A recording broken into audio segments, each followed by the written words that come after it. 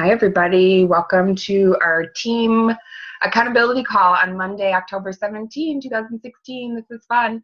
So tonight we're going to talk a little bit about one-on-ones and just some key questions that I actually just learned from Jerry Rosenthal that have helped me connect with people better, because isn't that what a one-on-one is all about, is connecting with people at a deeper level and to help them, hopefully connect to our bond.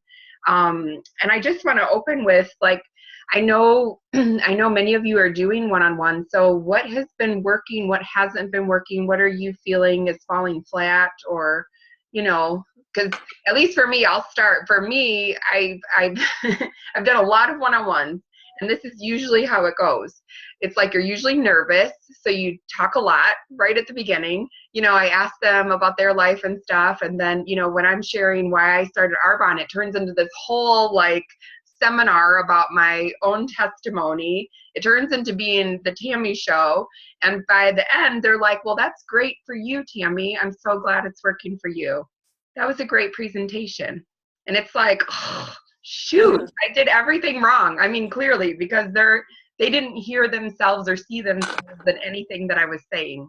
You know what I mean? So, so for me, these questions were just like a light bulb, because I feel like I've been churning and burning, doing a lot of activity, but not really making those key connections, So I can't wait to get into it, but I want to hear what everyone else is kind of running into. Did you want me to? Yeah. So I've been doing a lot of one-on-ones. I did 7 or 8 last week, I want to say. I think the biggest thing with a lot of them is, when I was texting people and asking them to meet with me for a quick 20-minute overview, I don't think people really know what I'm going to be talking about. And so I'm going over as Arbonne for you. And I think people are sort of like, okay, now they have to stop and think, and they don't necessarily have an answer right away. Yes, I want to be a shopper. I want to host. I want to do the business. It's almost like I'm hearing people say, okay, I want to take a look at your stuff. I need to kind of think about where this fits for me. And I don't know if it's something that I could be saying differently to sort of lock people in right then and there. But I get it too, that people have to think about it.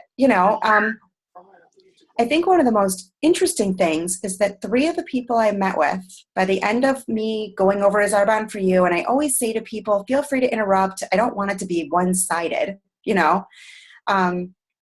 3 people could immediately think of somebody that they thought would be interested.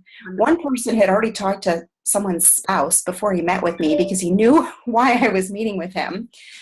Somebody else said her mom, who lives in Canada, who used to sell a cleaning product line, but it was all safe products. And somebody else thought of her neighbor who's having to go back to work and has a 3rd child. So, a lot of it is going to be me following up. That's what I think is going to be the biggest part, is me following up. But I will also say I did 2 RE9 and Genius Ultra drop-offs. Good. Which I don't know that I've ever done before. Maybe I dropped off an RE9 set one other time.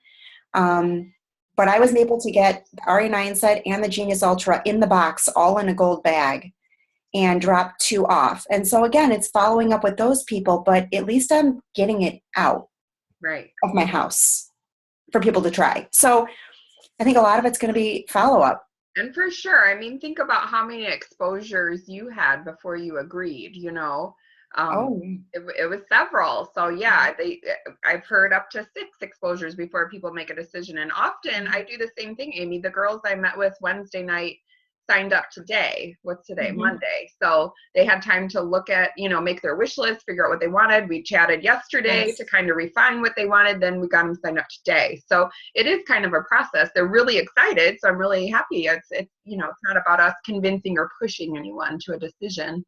But yeah, just intriguing them. Yes. And I think too, I love Is Arbonne for You because it is so, it's very cohesive and it talks about everything, but it's a lot for people to process that don't know they're going to be getting all that information too, right? Mm-hmm. So I think sometimes they have to be like, okay, now you've talked to me about the business and the industry and the products and the compensation and they have to kind of think about it. Okay, so be good. All right. No, I'm so happy to hear this. Okay, cool. It's good. Cool. Anybody, do you have anything you wanted to add, Melinda? I agree with Amy. I've had 7 one-on-ones, and only today somebody signed up. Mm-hmm. So it's a process. I have to follow up with everybody else. Mm-hmm. Yeah. Okay. So this, honestly, I really think this is going to be key to just getting the results that we want, because we're going to be connecting with people. So what Jerry talks about is connecting with people on an emotional level. And that's something I'm pretty good at, but I don't know how to duplicate it. You know what I mean? So just listening to Jerry, he gave us concrete, exact verbiage and questions.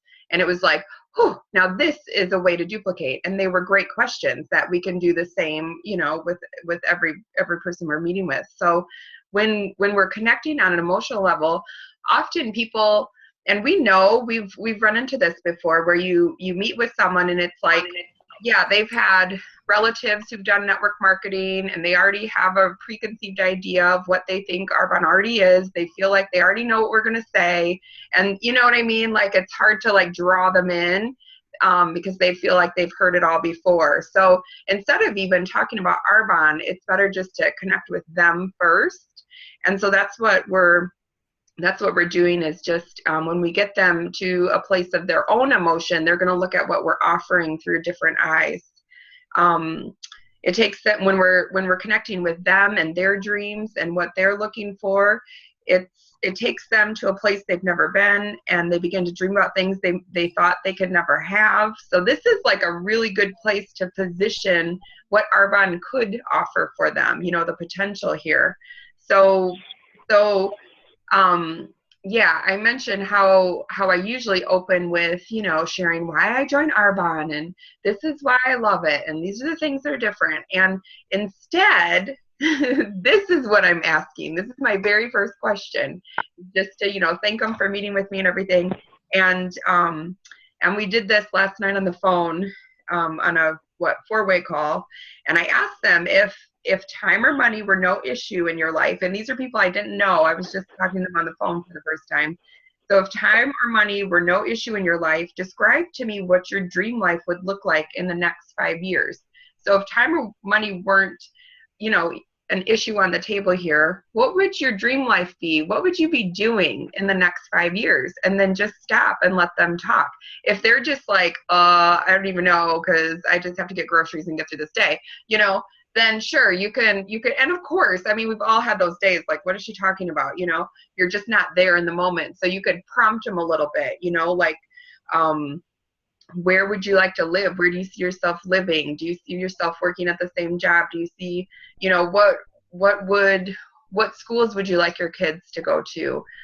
What causes would you like to give money to and support? What things light you up? What are you excited about? Would you want to travel? Where would you want to be in 5 years if time or money weren't an issue? And just get them talking about it.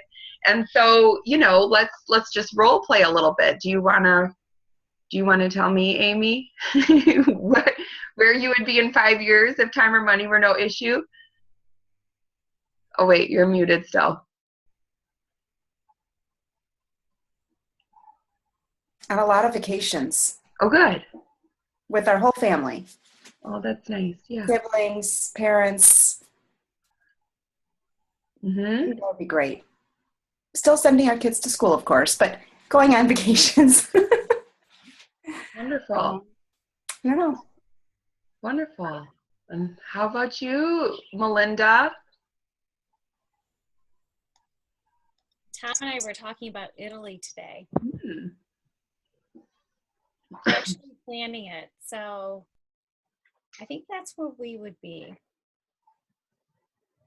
Melinda and I were talking on I guess Friday of last week, and she was talking to me about my why, and I realized how cool it would be to be able to just wake up and say, I think I want to go to Chicago, or, I think I want to go, leave the country somewhere or whatever, and be able to not have to make a separate savings account, put money aside of each paycheck, and be able to just have that money to be able to, and time freedom to be able to just book a flight and leave the next day or the next week to go somewhere.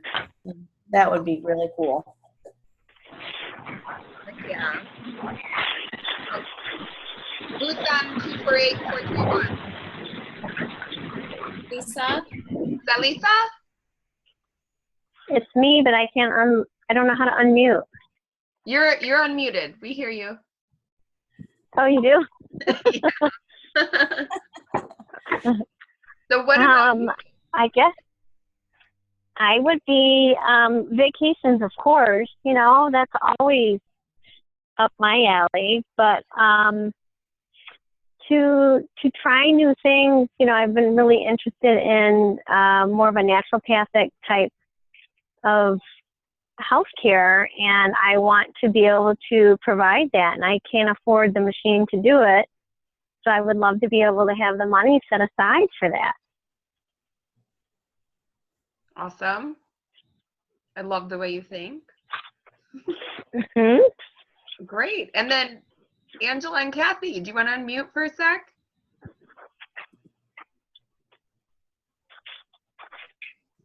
Okay. All right. So I guess can you hear me? Yeah. Oh, okay, good.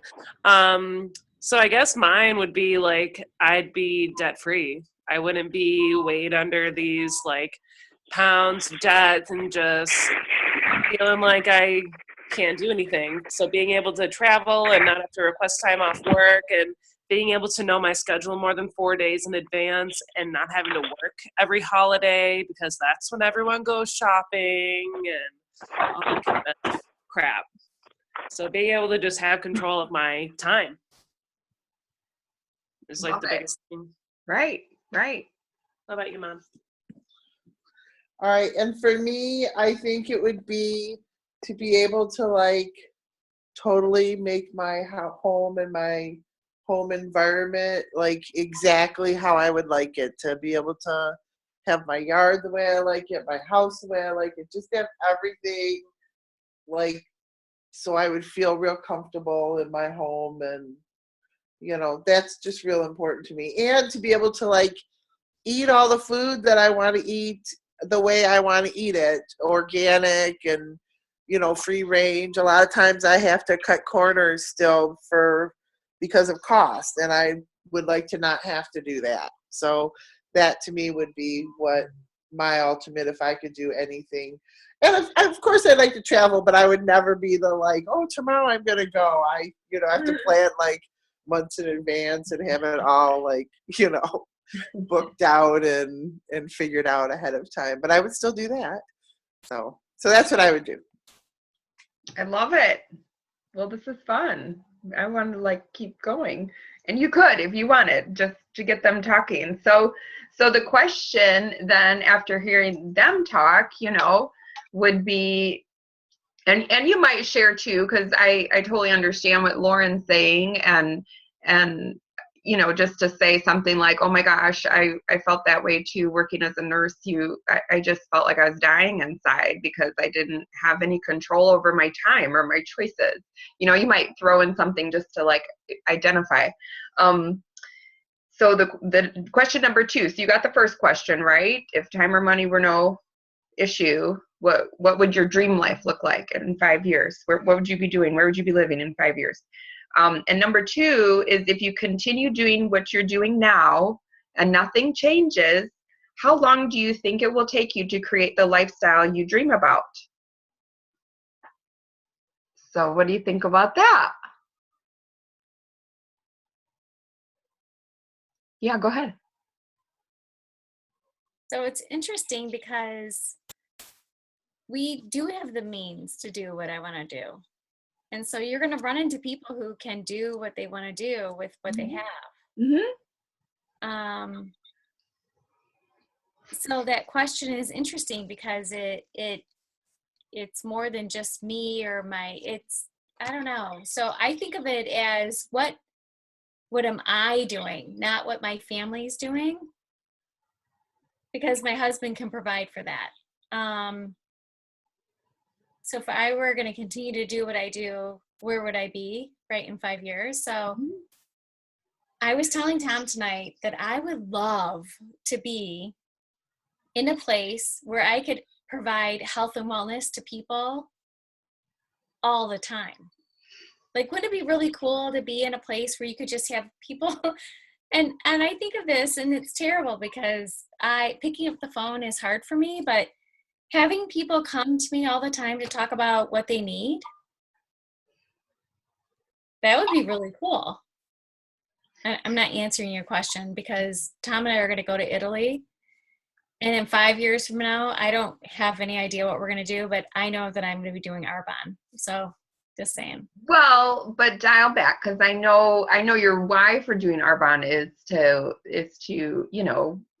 provide while Tom's retired and pick up some of the income, and then also just to be able to touch more people on a bigger level, right? You get to have a more massive reach. Right. Yeah. So if you weren't doing Arbonne, how long would it take you to be able to do that? A long time. I know. I'm talking to Arbonne people, so it's hard. Pretend you're not an Arbonne person right now. So Amy, how long would it take you if you and Craig just stayed right the same? How long would it take you to be able to create the life that you dream of? It would take a lot longer. What was that? Without Arbonne. Without Arbonne. Yeah. It would take a lot longer. It would be a little frightening that if the economy were to take a dip again, our business would take a dip. And so that would be the biggest thing for me. Just that, we're have our own business, very much driven by the economy. And we would be in the exact same place and worried that it would go south. Bad. That gets me a little emotional thinking about that. Goodness. How about I've done the math. I've done the math on mine, and it would take me 73 years. That's fantastic. Okay. Well, good thing we're talking, Lauren. and then I don't know, Lisa, can you chime in? Let me see. Can you, Lisa? Yeah. Yeah, how long for you if nothing changed? Um, How long would it take for you to be living the life of your dreams? it would take a long, long time and a lot of extra hours and overtime. I don't know what the time frame would be per se, like how to figure that out, but yeah, it would take a long time. Right. That's it. I can see. It's not a very good answer, but it's true. Right. Right. And then how about for you guys, Angela and Kathy? I really feel like I could never do that with my job.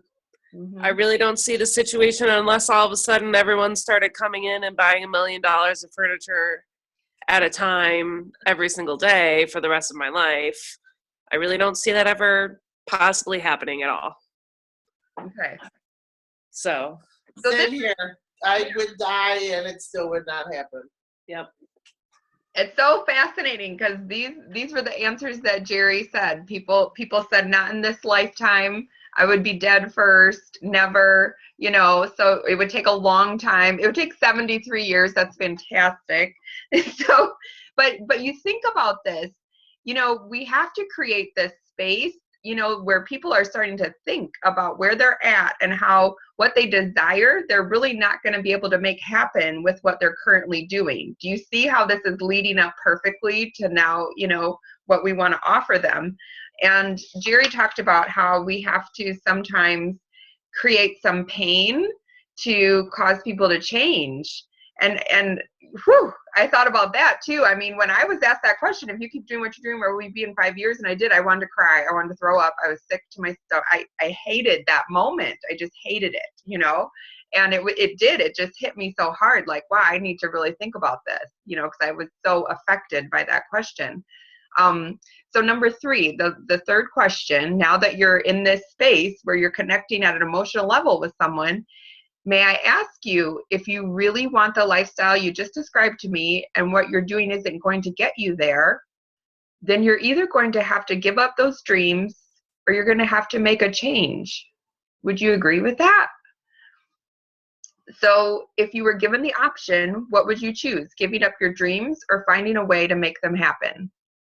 And you could, you could word that how you want, but those are Jerry's words. But it just makes you think, are you willing to shrink your dream? Or are you willing to take a look at something that could be an option for you, that could be a way to take you there? So if someone says, it was kind of funny, Jerry said, if someone says they would be willing to give up their dreams, that's when you're going to steer them right to the catalog, to the products, and get them to be a wonderful product using client. Because if they're willing to give up their dreams, just like that in a conversation, they're going to give up on a business too, So we're just going to talk about the products. Like, that's the end of the business talk. It actually is going to save us a lot of time, right? Because we're not going to go into the business so much with them. But if they say they want to find a way to make their dreams happen, which most people would, I would think, then you could say, well, goodness, Amy, I'm excited to share with you a business vehicle that can be that change for you and your family. A business that you can start from home, work part-time, you can work it around your existing schedule, and it could help you achieve the dreams you want faster than the plan you're currently on. So if I was able to show you a way to do that, would you be excited? Or you could say it however you want, but it's just like, who knows? And I said it so fast the other night. I summarized this so fast. I just got through, if time or money were no object, where would you be in 5 years? Tell me about what you're looking to accomplish over the next 5 years, and just got to know them a little bit. And then, asked, if you keep doing what you're doing, how long is it going to take to help you get there? And then, so you can summarize these questions pretty quickly, but I just want you to have something, because now they're all ears. It's not like we're just talking at them. And I think it was Angela asked me, saying, sometimes I don't know what to say. Like should I talk about the nutrition, or, and it's because we haven't talked to them. We haven't asked them enough questions. So in this way, I'm really, really hoping that we can all learn to be confident to lead with the business. So the nutrition line, all that's going to come later. If they're on board with the business, they're going to love everything Arbonne has in the catalog. But this is crucial for getting our business partners, right? And for getting our 10 districts that's going to help us promote to region, right? So these are the conversations we need to have. Jerry said that when we connect with emotion, that causes action. It causes them to make a decision. So I just thought, ooh, this is good. So it's good to ask those hard questions. So once you tee up that this could actually be a need in their life, it could actually benefit them and be a vehicle to take them to their dreams, then we start going into the presentation of Is Arbonne for You. And I just wanted to go through, the part with the compensation plan. Jerry again brought out a key point that I just loved, and I did this the other night with Angela, and it was very well received. So when you're going through the levels of income, and you get through national vice president, you could say, I'd love to ask you a question. Would your current job at any point give you the chance to earn an additional $20,000 per month? Ever? Would you ever have that option? And people are going to laugh, like, are you kidding me? Well, what about half that? Would you ever be given the chance to earn that if you worked really hard, an additional $10,000 per month? What about half of that? What about a quarter then? What about $5,000 a month? And he said, this is why I think it would be worth your time to take a look, because even if you had this chance, even if there was just a chance for this, it would be worth looking at, right? Because it's more than what your current situation would ever create for you. So I thought that was really cool. Like, that was just a pivotal moment when you're talking about the income, like, what you're doing, would this ever offer you this? well, then maybe it's worth taking a look at. And then also the 3 questions at the end, I think, have been helping me not leave people hanging. And, you know, again, so often I'll get to the end of a presentation and they'll say, that sounds great, glad it's working for you. And I'm like, ugh. So what's been helping me is to say, now that you've heard a little bit about Arbonne and what it's all about, I'd love to ask you if you're a 1, 2, or 3. 1 being, you know, where you're interested in trying the products, not so interested in a business right now, but maybe you'd like to have some people over and we could do a product demonstration and you could hear more about the products. Or 2 being, you know, you'd love to try some products, but you're very intrigued about the business. You just need to hear a little more. And that's the point where you'd book a next appointment. We had a number 2 last night, so we're sending her another Discover Arbonne to listen to, you know, just a few more things to listen to. Invite her to an event. Well, you know, whatever events are going on, like just get them another exposure. And then number 3 is, oh my goodness, I've been looking for something like this. This totally makes sense to me. I'm really excited. I'm ready to join. And we did have a 3 last night as well. And so we're going to talk to her tomorrow and get her order. So that's where we would start. And then again, talk about her 100-person list and how to talk to all of these people and invite them in. So what do you think? Do you think those questions kind of just add a little life to the Is Arbonne for you? That's it. I'm done with my part. So if you guys have any questions or want to add. No, I think that's great. And it's fun because you heard it too, Angela, and it worked really well. It did. It went great. She was like, yeah, I'm in. Let's do it. Angela said, she actually said the words, I've been looking for something like this. She was just cracking up because all the little like cliches all happened to her. Her mind was open. It was hilarious. I love it. But it's great because we pulled out what she was looking for first, you know, and then this just clicked and fit. Mm-hmm. So Tammy, where can we find that verbiage? I can write it down. I wrote it from Jerry's training and then I can type it. I didn't have it typed out last night, so I was going from memory, Angela, but now I have it written. Well, you did very well from memory. But I've been listening is this the verbiage we're getting next week? Is this part of what we're gonna No, learn? you know what, Jerry, hold on. I'll tell you about next week in just a sec. Okay. Let me see. There any more with this? Was that helpful? Yeah. Yes. Okay, good. Uh-huh. Okay, good. Well, there you go. Well, I'm going to end it, then we can talk a little more, but thank you so much. There's a little snippet of the questions for one-on-ones so that we can connect at an emotional level and change our results into the results we're looking for. Love you guys.